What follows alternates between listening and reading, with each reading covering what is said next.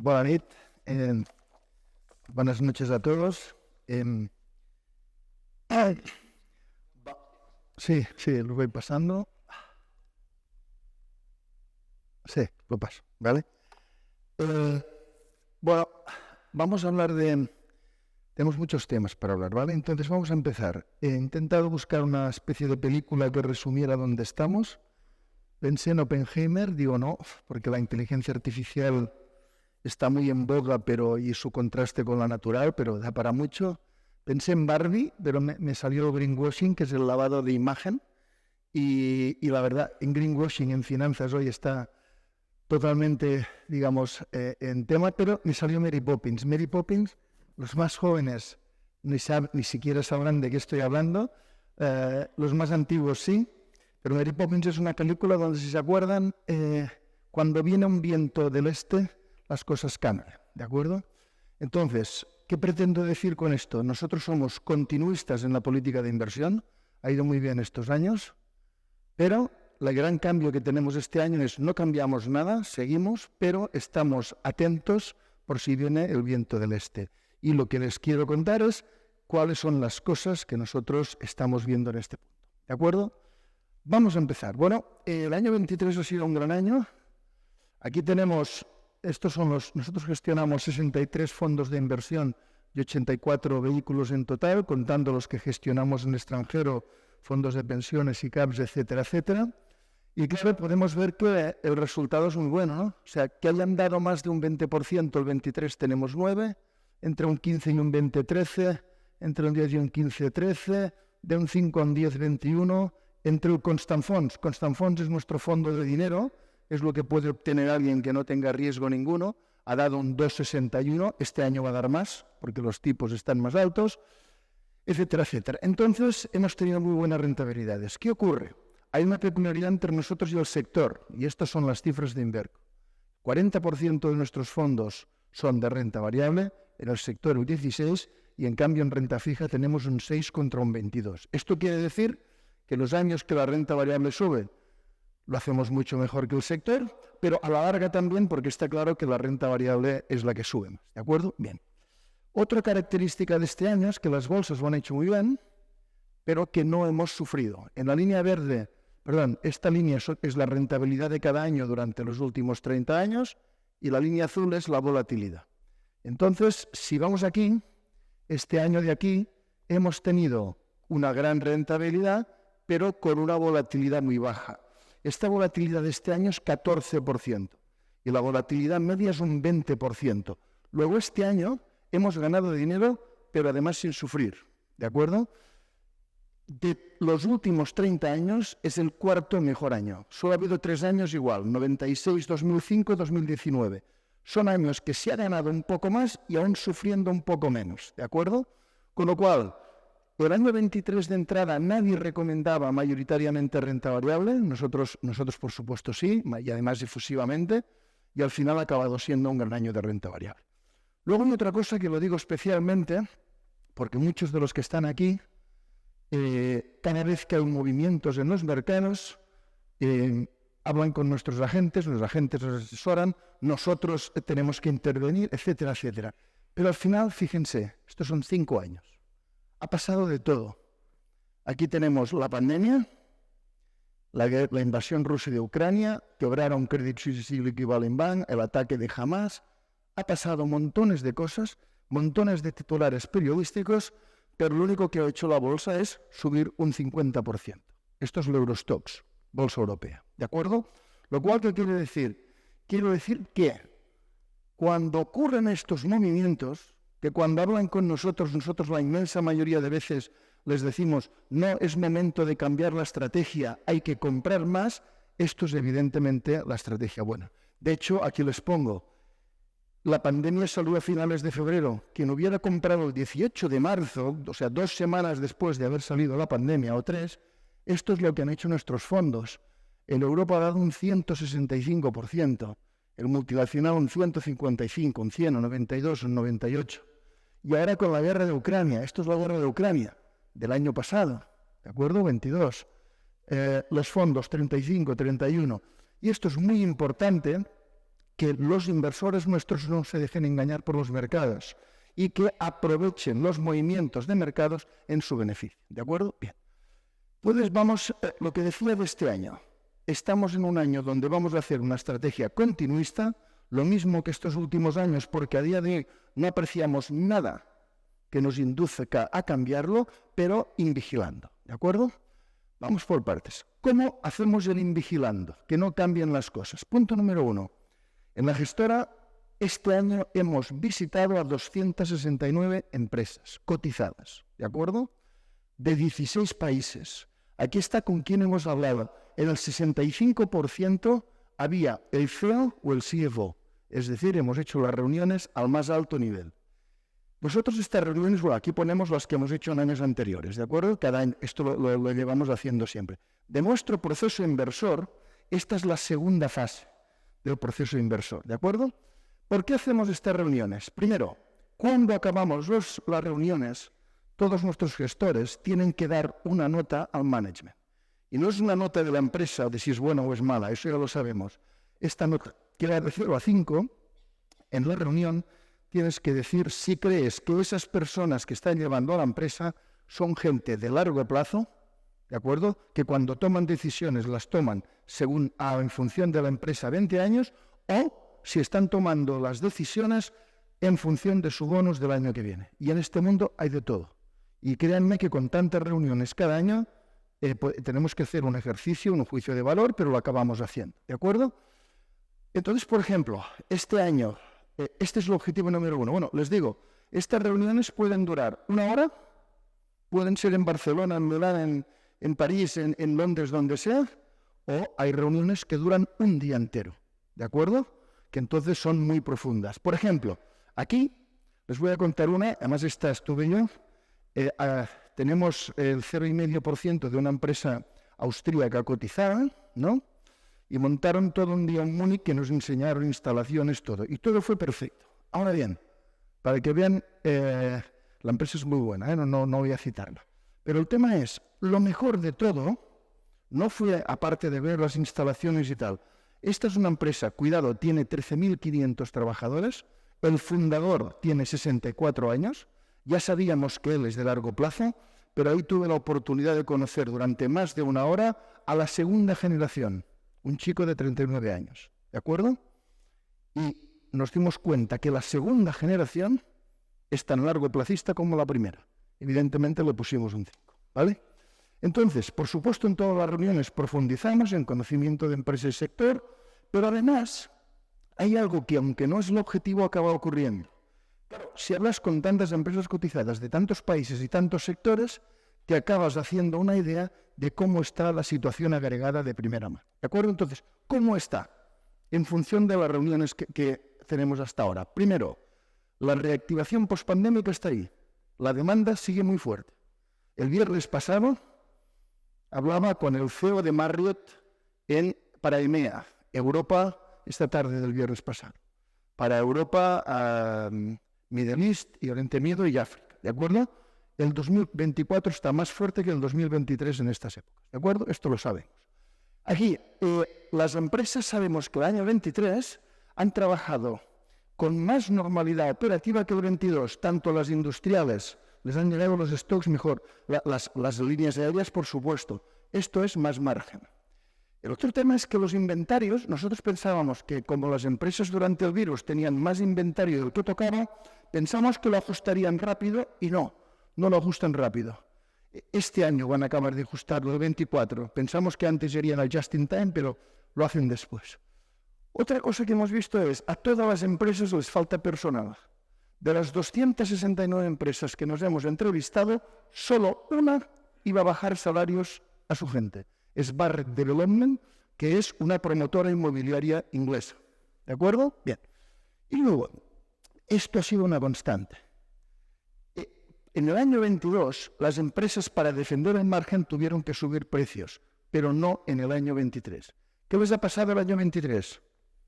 Les han subido los costes de personal, pero les han bajado el resto, energéticos, transportes, materias primas. Y el resultado es que muchas de ellas pesaba más lo que les han bajado unos costes que lo que les han subido los otros. Y yo, por ejemplo, también estaba yo ese día con una empresa belga cotizada y va y le pregunto al que estaba ahí, al fuero de la empresa, le digo, oiga, con esta situación ustedes podrían bajar precio de venta. Y literalmente me dijo, esto es así, Digo, óigame, dice, en las décadas de historia que llevamos, que eran 6 o 7 décadas, dice, jamás hemos bajado en precio. ¿Me comprende usted? Digo, tranquilo, ya comprendido. Y este es el estado de ánimo. El estado de ánimo de las empresas ha sido no bajar precios de venta. Por ejemplo, ahora por el tema de UTIs está subiendo los fletes. ¿De acuerdo? Bien. ¿Qué creen ustedes? Que las compañías de fletes están subiendo los precios de venta más o menos que lo que es el coste de los 10 días que los barcos tienen que dar más vuelta. ¿De acuerdo? Evidentemente, si tienes que navegar 10 días más, tienes más costes. Pues lo que están subiendo las empresas de fletes los precios es aproximadamente 3 veces el aumento de coste que están teniendo. ¿De acuerdo? Cuando hay este movimiento, las empresas defienden su margen. Y finalmente, lo que más me sorprende de todo es aquí. Es que hablamos con todas estas empresas y habitualmente llega un momento cuando las empresas llevan años que van bien, que caen en un exceso de euforia. Y esto lo notas. Pues a día de hoy, lo más sorprendente es que no hemos visto exceso de euforia. El exceso de euforia lo medimos de 2 veces, de 2 maneras. Primero, todas las empresas generan un flujo de caja. Imaginemos que una empresa genere 100. Ahora las empresas, si generan 100, están invirtiendo 50. ¿De acuerdo? Es decir, de la parte que generan, se guardan una parte y están invirtiendo en crecimiento, en CAPEX, que es inversión de capital, no de mantenimiento. ¿Bien? Cuando hay exceso, digamos, de oferta, no invierten un 50% de lo que generan. Pueden invertir el 200, el 300, el 400%. No lo estamos viendo. Y el segundo, el destino.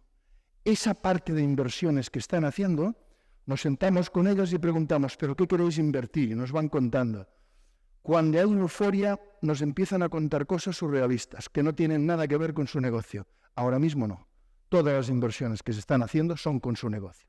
Esta va a ser, yo creo, la primera de las señales, en este cambio de viento, la primera de las señales de que puede haber un cambio. A día de hoy no lo vemos. ¿Vale? Bien. Entonces vamos un poco a temas económicos. Pero primero, hace un año el Fondo Monetario Internacional pensaba que el mundo iba a crecer en unas cifras y ahora los últimos datos que ha dado, ¿cómo son las cifras mayores? Es decir, el Fondo Monetario Internacional más o menos dice que vamos a crecer 3 décimas más que lo decían hace un año. Y además, estos crecimientos del 3,2,9% del mundo son crecimientos normales. ¿De acuerdo? Entonces, ¿qué no entiende la gente? ¿Cómo puede ser que con subidas de interés el mundo siga creciendo también? Pues esto es lo que está haciendo el mundo. ¿De acuerdo? Bien, sigamos. Lo que está pasando ahora viene de aquí. ¿Esto qué era?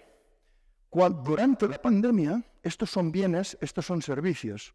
Durante la pandemia, esto es la subida de los bienes histórica, todos consumimos más bienes de la media. Como Amazon funcionaba, pues compramos de todo, ¿de acuerdo? Sofás, cortinas, ordenadores.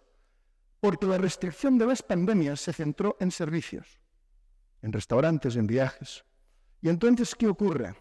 Ahora mismo lo que ha habido durante la pandemia es un gran déficit de servicios. Y ahora donde estamos ahora es una eclosión de los servicios. Ahora la gente está haciendo lo que no pudo hacer en la pandemia. ¿Por qué son tan importantes los servicios? Bueno, primero, ¿qué monitorizamos nosotros? Monitorizamos los PMIs y los ISM de servicios. Esto indica, si está por encima de 50, que los servicios siguen fuertes. En todo el mundo siguen fuertes. ¿Lo veis? La media de todo el año, en diciembre, en Inglaterra, que la gente dice están fortísimos, 53,4. Por encima de 50 es expansivo. Entonces, ¿por qué es importante que los servicios sigan bien y la gente quiera servicios? No quiere bienes ahora, que ahora quiere servicios. ¿De acuerdo? ¿Por qué? Porque históricamente, esto, por ejemplo, son servicios y estos son bienes. Cuando caen los bienes, pero los servicios no caen, no hay recesión. La recesión son estos puntos grises, las últimas recesiones. Y para que haya recesión tienen que caer bienes y servicios. ¿Por qué? Porque los servicios son más del 70% del PIB tanto en Europa como en Estados Unidos, y si miramos todo el mundo, son 2/3 partes. Y luego, por un tema que es vital, que es que los servicios dan trabajo a la gente. Y ahora lo vamos a ver, ¿de acuerdo? Entonces, no me pregunten por qué. Yo he leído en artículos algo que es una falacia económica, pero que a día de hoy se sigue diciendo. Claro, nadie puede negar, la gente va a restaurantes o va en aviones, y nadie puede negar que la demanda es fortísima. Entonces surge una interpretación. Bien, la gente lo pide, pero ¿cómo lo paga la gente? ¿Cómo lo financia? Y la explicación que se da, y la he oído, es falsa, es la gente lo está pagando con los ahorros de la pandemia. No es verdad, ¿de acuerdo? Quien dice esto no sé de dónde saca los datos. En Estados Unidos hay un 35% más de dinero que antes de la pandemia. En la zona euro hay un 21% más de dinero que antes de la pandemia. Y si lo aterrizamos, vamos a familias españolas, aquí lo vemos, familias españolas en depósitos bancarios y cuentas corrientes tenían en diciembre 868.000 millones, ahora 999.000 millones. Pero ya no solo miramos la caja, sino la totalidad de activos financieros de las familias han pasado de 2.462.000 millones a 2.798.000 millones. Y decimos, vale, ¿qué está pasando en España? La población está creciendo fortísimamente. De 47 millones que había el año 19, hay 48,44.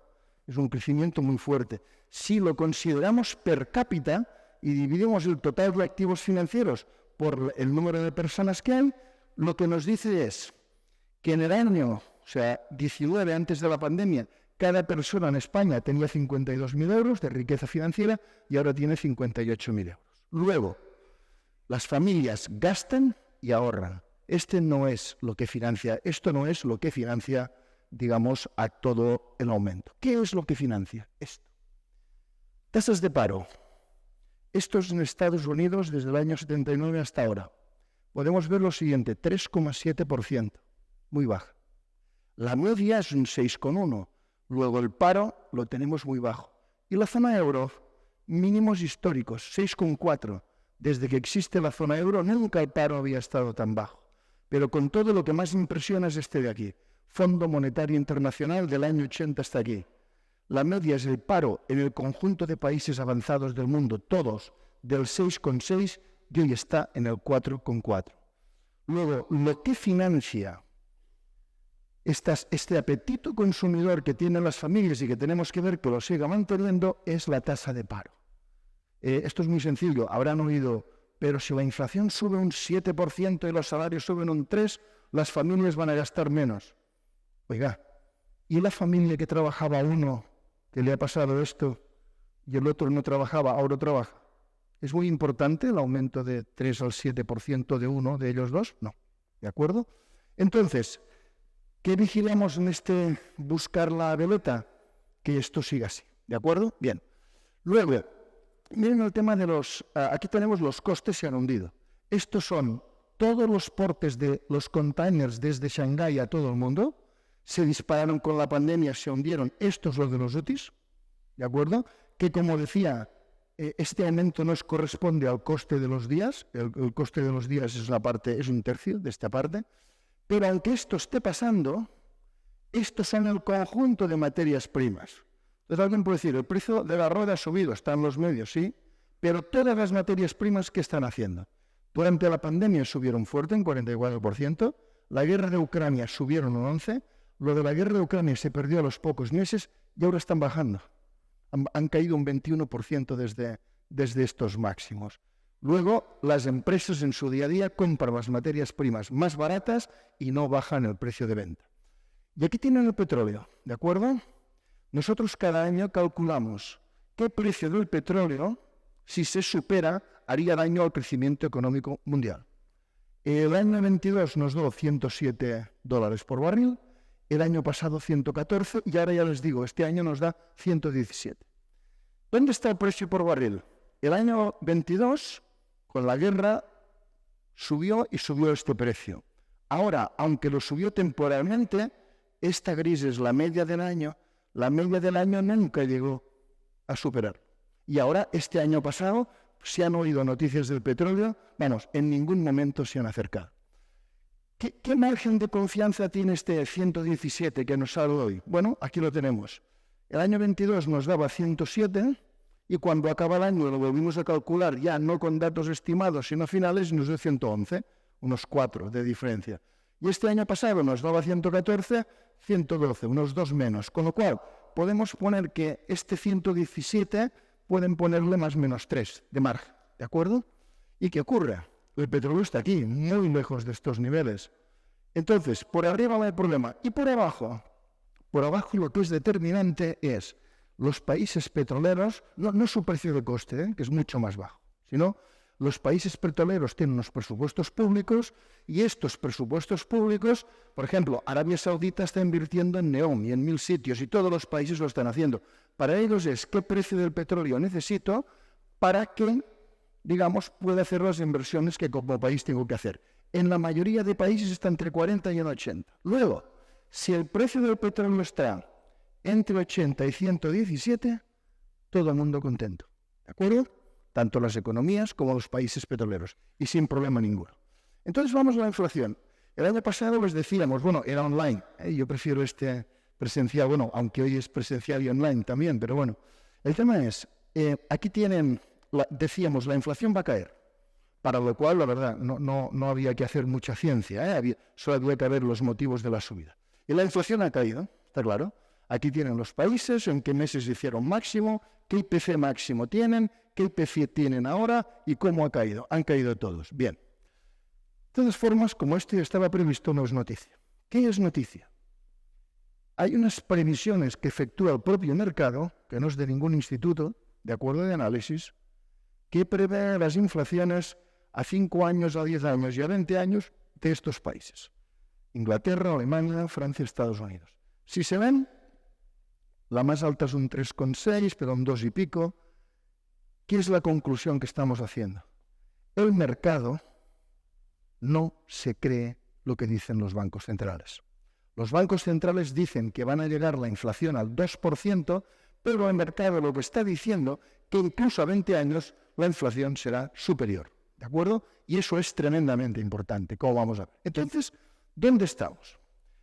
Tasas de inflación hicieron máximos del 22, la inflación subyacente, que es la estructural, es la que importa hoy, en Estados Unidos subió, hizo máximos del 22, está en un 3,9, la zona euro subió, hicimos máximos del 23, está en un 3,4, y entonces sabemos que tanto la inflación como los tipos hipotecarios hicieron máximos del 22 en la zona en Estados Unidos y el 23 aquí.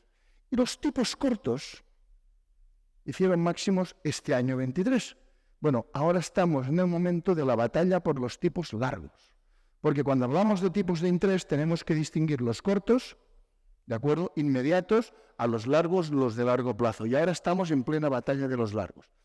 ¿Cómo sabemos que hay una batalla en los largos? Pues aquí lo tenemos. Les he dicho antes que la volatilidad de la renta variable ha sido de 14 cuando normalmente es 20. Muy inferior, muy tranquilo. Pero la de la renta fija no. La de la renta fija, aquí tienen la volatilidad histórica y aquí la que ha habido durante el año 23 y ha sido casi un 40% superior a la normal. Cuando el mercado es muy volátil, lo que quiero decir, y todos los que actúen en cualquier mercado lo sabrán, quiere decir que está buscando el equilibrio. Y el mercado de renta fija está buscando el equilibrio, el de 10 años vista. ¿De acuerdo? ¿Qué está pasando? Los tipos de interés han subido, lo sabemos. Ahora estamos en una meseta. En Estados Unidos los tipos los tienen al 5,50 y hace 6 meses que los tienen. En la zona euro los tenemos al 4,5 hace 4 meses. Los medios de comunicación están todos diciendo en qué momento van a bajar. En junio, en septiembre. El momento en que vayan a bajar, técnicamente se hacen los cálculos, nos da igual. ¿De acuerdo? El efecto es menor. Lo que está buscando el mercado de largo plazo es cuando bajen, hasta dónde van a bajar. Y los tipos de interés de largo plazo dependen de esto. ¿Hasta dónde deberían bajar? Si la inflación se queda en un 2,5, hay un 0,5 que es el spread histórico que pagan más que la inflación, los tipos irían al 3. Si la inflación se queda en un 3, los tipos al 3,5. Entonces, esto es lo importante. Aquí lo que hacemos es, ya nos vamos dentro de 2 años, los tipos han ido como mínimo al 3,5, aquí también, esto es Estados Unidos, esto es Europa, y lo que vemos es que no casa. Aquí ponemos, suponemos en 2 años están al 3,5, y aquí ponemos la curva de tipos que hay ahí, y no casa. Porque la media, el largo plazo, tiene que pagar más que el corto plazo. El corto plazo, perdón, no lo he dicho antes, rápidamente, sabemos que van a bajar porque estos tipos están muy por encima de la media histórica. La media histórica de los tipos cortos es un 3,2. Bien. En cambio, los tipos largos de media son 2 puntos por encima. 3,2 los cortos, 5,2 los largos. Entonces, ¿qué está ocurriendo? Si esto se quedara así, que bajaran los tipos al 3,5, la curva no es de equilibrio. Luego solo hay 2 opciones. O los largos suben más, o los cortos, en vez de pagarse en el 3, se pagan en el 1,5. ¿De acuerdo? Y en función de la opción que tengamos, aquí se tiene que invertir de una forma y aquí de otra. Nosotros, toda nuestra inversión de todos estos años está pensando que los largos van a subir. ¿De acuerdo? Y han subido, sí. El año 20, el 10 años americanos pagaban 0,88, ahora un 4,12, ha subido en 3,24. En Alemania, en negativo, ahora 2,33 ha subido, y en España de 0 a 3,26, 3,22. Entonces, el problema es, los cortos están por encima de la media histórica, pero los largos están por debajo. La media histórica de los largos es un 5,2. Luego este año podría ser que los cortos bajaran y los largos subieran. De hecho, los largos ya han subido, ¿ven? En lo que llevamos de año, de un 3,88 que cerraron a un 4,12. ¿De acuerdo? Bien. Otro tema muy importante, cuando hablan con renta fija, es decir, ¿qué compramos? ¿Renta fija de gobiernos o de empresas? ¿No? A ver, todo tiene su momento. Todo tiene su momento. Nosotros tenemos los fondos, salvo los fondos de renta fija, que por política de inversión tienen que hacerle, estamos llenos de bonos del gobierno a corto plazo. ¿De acuerdo? Tenemos letras del Tesoro, treasuries americanos, guilds, etcétera, etcétera, todo a corto plazo. ¿Por qué? Porque esto es el BBB y el high yield, cuánto los bonos de empresa pagan más contra los del gobierno. Y hoy, ¿dónde estamos? Pagan muy poco más que los del gobierno. ¿Ven que estamos en mínimos de estos del año 96, más o menos? ¿Por qué? Como hay bonanza empresarial, el spread no se paga. ¿Cuándo alguien se gana muy bien la vida comprando bonos de empresa? Cuando hay crisis de empresas, claro, los spreads pagan mucho más de lo que, digamos, se paga en los gobiernos. Hoy no. Con lo cual, salvo los fondos de renta fija, en los demás no estamos comprando renta fija de empresas. Otra cosa que estamos viendo, la veleta, ¿qué más puede cambiar? En el mercado, y lo he hablado muchas veces aquí, hay veces que el mercado lo hacen mejor las empresas growth y hay veces que lo hacen mejor las empresas value. Llevamos ya 3 años, desde la fecha es la vacuna de Pfizer, y que las value lo hacen mucho mejor. ¿De acuerdo? De hecho, aquí lo tenemos. Nosotros tenemos varios fondos value. En Europa, que es uno de los fondos value, ha subido en esos 3 años y pico un 81%. El índice europeo value un 62%. El Eurostoxx un 55%. El Stock 600, que es el benchmark de este fondo, un 44%. Y el Growth solo un 29%. Entonces, otra cosa que nos fijamos es si el mundo va a seguir siendo value. ¿De acuerdo? Llevamos 3 años. De media, ¿cuánto duran las fases value? 4,2. Si duramos un año más, vamos a la media. Ahora, es verdad que ha llegado a durar hasta 8 años, ¿de acuerdo? Pero esto es muy importante, que el mundo siga siendo value como lo ha sido en estos días. Otra cosa tremendamente sorprendente, nos han hecho muchas OPAs este año, muchas. Y lo importante, ¿OPA qué quiere decir? Tenemos empresas en fondos, viene alguien y nos compra la empresa y nos paga mucho más de lo que está cotizando. Bien, hay un fondo que es el Small Caps, que por ejemplo hemos tenido en este año 4 OPAs. Aquí en abril nos oparon Exmal, nos pagaron mucho más de lo que cotizaba. Aquí Labomar, en mayo nos pagaron mucho más de lo que cotizaba. Lucas Wells, esta es curiosísima, cotizaba 10,2 y nos pagaron 18. Esta nos la oparon en octubre y en diciembre nos oparon Musti Group, que es una empresa finlandesa de de tiendas para animales de compañía, tanto físicas como online. Ahora, ¿qué es lo curioso de todo esto? Bueno, primero, este año nos han opado 4. Antes ha dicho Víctor que no ha sido un buen año para small caps. Bueno, este fondo nuestro este año ha hecho un 23,5. Entre otras cosas, ayudado por las OPAs, porque cuando te pagan mucho más está claro que tienes la rentabilidad. Este fondo de los small caps, estos son todas las OPAs que nos han hecho de cada año del 2003 hasta ahora. Es de los años mejores, ¿eh? Cuatro OPAs solo nos habían hecho 2 veces. Pero lo importante no es esto. Lo importante es quién nos ha hecho la OPA. En las 4. En las 4 no ha venido un competidor y ha pagado mucho más por la empresa. En las 4, quien ha hecho la OPA son los de dentro. Las familias que tenían un 30% cotizaba 10 y dicen, no sé por qué cotiza 10, porque con lo que genera vale mucho más y han pagado 18. Es decir, no hay ninguna OPA, todas son de dentro. Cuando las OPAs son de dentro, lo que quiero decir es que las empresas están muy baratas. Hay una diferencia entre cuando cotizan y lo que vale. ¿De acuerdo? Esta es una gran señal.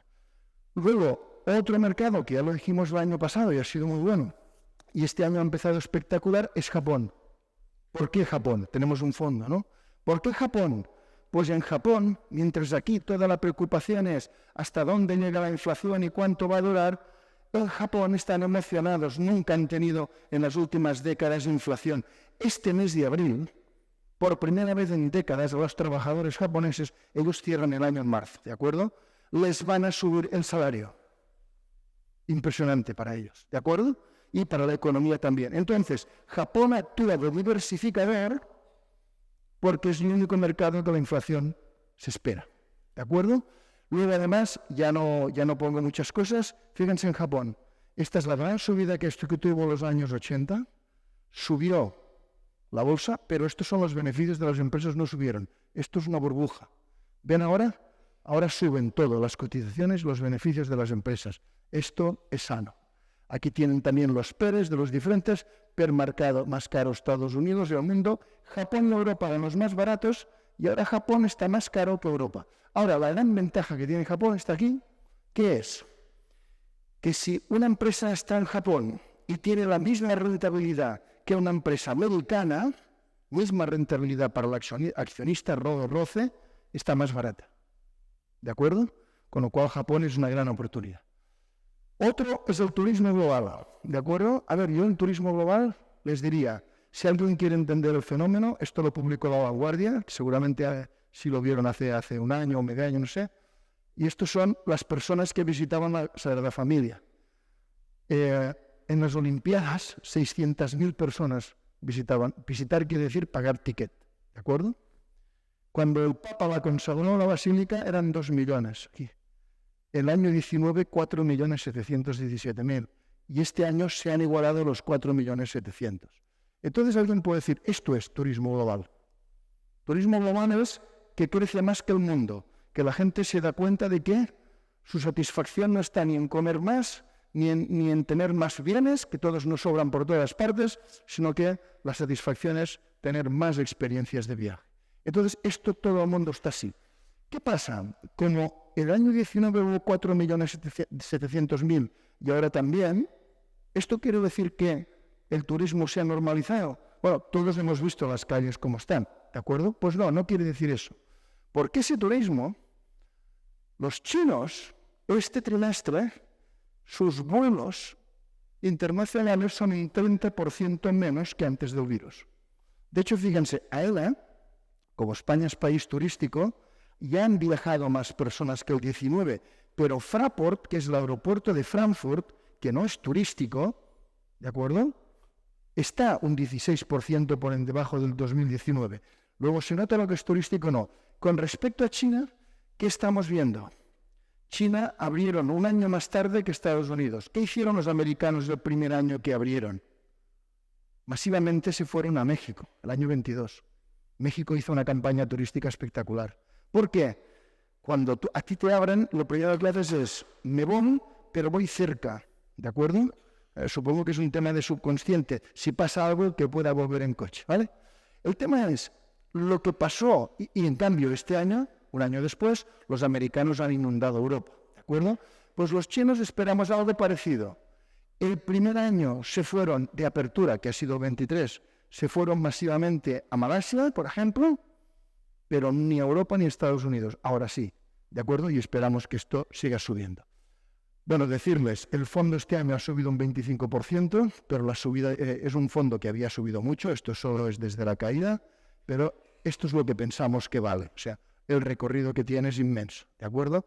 Y decirles que, bueno, en turismo al final, turismo global, hemos cogido una especialidad porque gestionamos nuestro fondo, el GBC Scottish 100 Places, del año 14 aquí, el fondo que gestionamos en Japón, insisto, somos la única gestora en España que gestiona fondos fuera de la Unión Europea, ¿de acuerdo?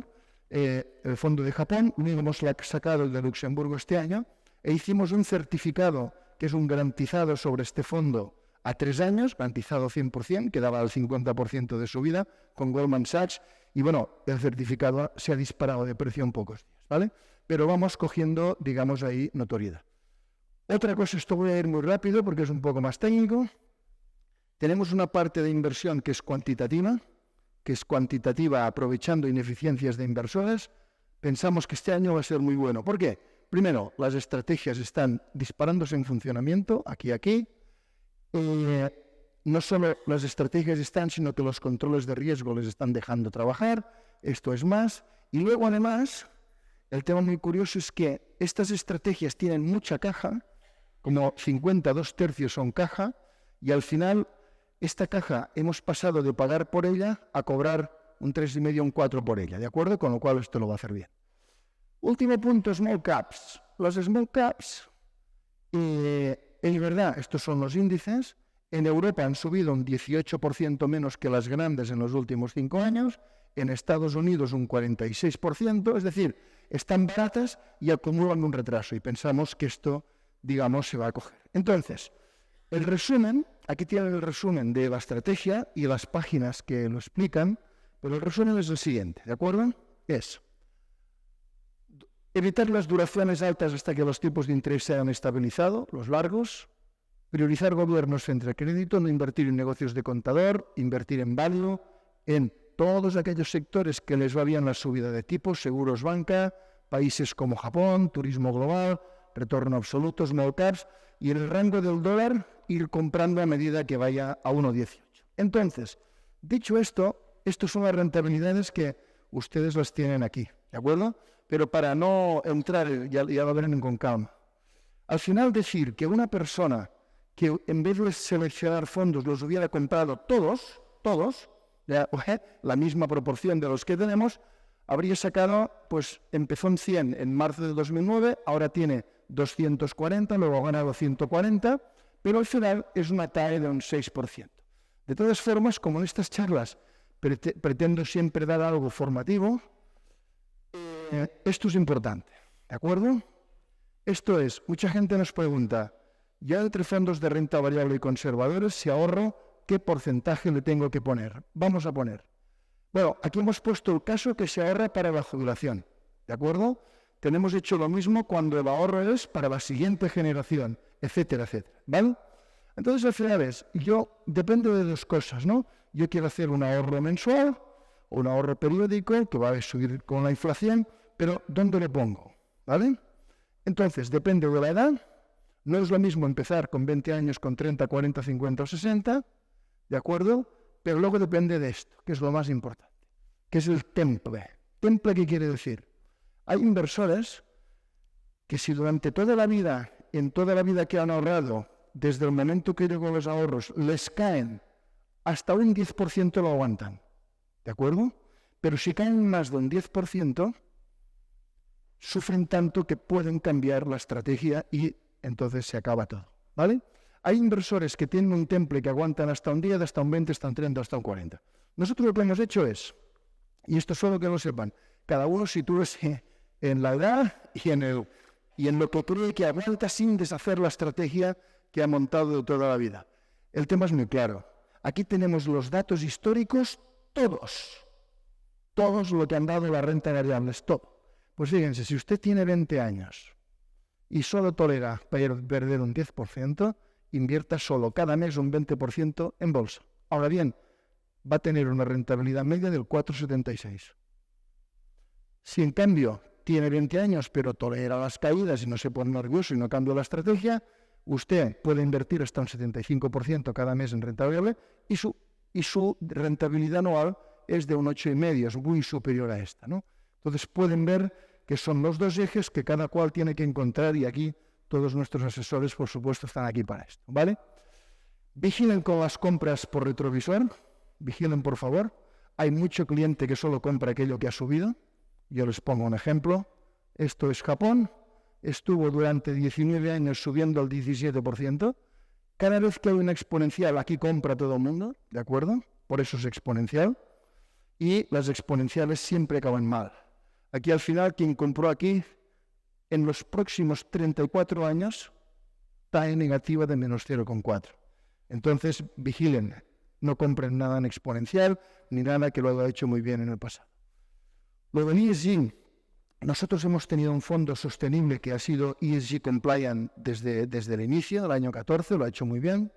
Entonces, lo que hemos hecho es, 20 y pico fondos nuestros pasan a ESG.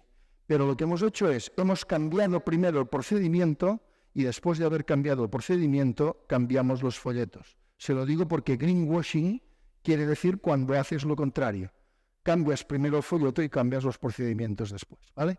Entonces, decir que esto es muy serio. Estos fondos ya, cada uno de ellos están saliendo esta semana, bueno, sostenible siempre ha sido. Esta semana están saliendo cada uno de ellos en la CNMV, los está aprobando. Todos estos no solo es la nota ESG, sino si tienen actividades controvertidas, yellow flags, red flags, esto es un mínimo que tienen que tener, los PAIs, etcétera, etcétera, ¿no? Entonces es muy serio. Entonces todos estos fondos que están aquí, estos ya los está aprobando la CNMV todos estos días, y estos de aquí los va a aprobar la CNMV o las ISSF en Luxemburgo. Todos estos rojos van a desaparecer. Curioso, el TFT, por ejemplo, para no tener controversial activity, solo tiene que vender un 5% de su cartera, ¿de acuerdo? Es decir, a nosotros pasar a ESG, es decir, ganar dinero, pero preocupándonos tanto de los temas ambientales como sociales como de gobierno corporativo, nos cuesta muy poco, ¿de acuerdo? Y hace todo un año que estamos en esto. Luego, acabo con un tema. Esto es, lo hice este sábado o domingo, digo, bueno, piénsate algo para acabar la charla, ¿vale? Entonces esto es lo que hice. Cualquiera que lo haga, supongo que le dará igual que me dio a mí. Yo dije, bueno, estamos viendo, les he puesto la veleta, ¿no?, de la Mary Poppins, y estamos viendo si el viento cambia, si viene el viento del este o no, ¿no? Y digo, parecemos meteorólogos, ¿no? Digo, y entonces se me ocurrió, nada, entrar en ChatGPT, cualquiera de ustedes puede hacerlo, chupado, y le empecé a preguntar una conversación, ¿no? Digo, oye, ¿cuál es la relación entre un analista financiero y alguien que predice el tiempo, ¿no?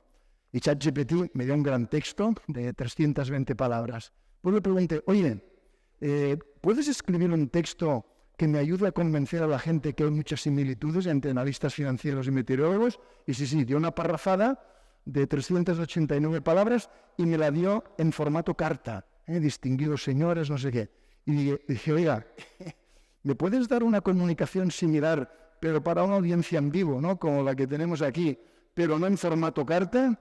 Y me escribe un gran texto con 372 palabras. Entonces le dije, mira, por favor, no tengo tiempo ahora de leer 372 palabras, ¿vale? Y dije, puedes hacerlo mismo, pero un poquito más corto, por favor. Y lo hizo en 146 palabras. Y cuando le metí, me dijo, oye, tradúcelo, ¿vale? Y es esto. O sea, esto no lo he hecho yo, es ChatGPT, ¿vale? Y fíjense lo que dice ChatGPT de cómo nos parecemos los analistas financieros, los meteorólogos, ¿vale? Dice, bueno, fíjense, no está mal, días, tardes, noches. Yo no le dije si la conferencia era de noche. Buenas noches, ¿no? A todos. Hoy exploraremos las sorprendentes similitudes entre los analistas financieros y los meteorólogos. Habilidades analíticas. Dice, ambas profesiones confían fuertemente en habilidades analíticas. Los analistas financieros analizan datos financieros y los meteorólogos condiciones atmosféricas. Nada que decir, ¿no? Segundo, predicción e incertidumbre. Los analistas financieros predicen tendencias de mercado y los meteorólogos pronostican el tiempo y ambos nos enfrentamos a la incertidumbre. Nada que decir. Decisiones basadas en datos. Tomar decisiones importantes basadas en una gran cantidad de datos es común. Nada que decir. Factores externos. Hay factores externos como políticas económicas, yo diría virus, etcétera, etcétera, ¿no?, o patrones climáticos que influyen tanto en finanzas como en meteorología. Comunicación, es curioso, dice, la comunicación efectiva es crucial, ya sea transmitiendo conceptos financieros o predicciones meteorológicas. Y fijaros cómo acaba. Dice, intrigante, ¿verdad? Estas áreas aparentemente no relacionadas comparten una cantidad sorprendente de similitudes. Enfrentemos la naturaleza interconectada de las habilidades y exploremos las fascinantes similitudes entre finanzas y meteorología. Gracias por su atención, su nombre no es el mío, es ChatGPT. Y encima lo dices al otro, al Deep Dream Generator, que te genere una imagen que te mezcle un analista financiero con un meteorólogo, y se le ocurrió esto, ¿de acuerdo? No está mal, ¿eh? Los de la corbata solemos ser nosotros, los meteorólogos va y lo mete. En fin, solo acabarles diciendo que el ChatGPT es potente, pero por favor piensen solo una cosa, ¿para quién? ¿Quién gana con el ChatGPT? ¿Las empresas de inteligencia artificial? No, ChatGPT, cuando ahora está en versión 4, cuando esté en la versión 75 un poco más evolucionada, si para algo es bueno, es para los beneficios empresariales. Porque el ChatGPT y toda la inteligencia artificial que pueda haber dispara la productividad. ¿De acuerdo? Muchas gracias.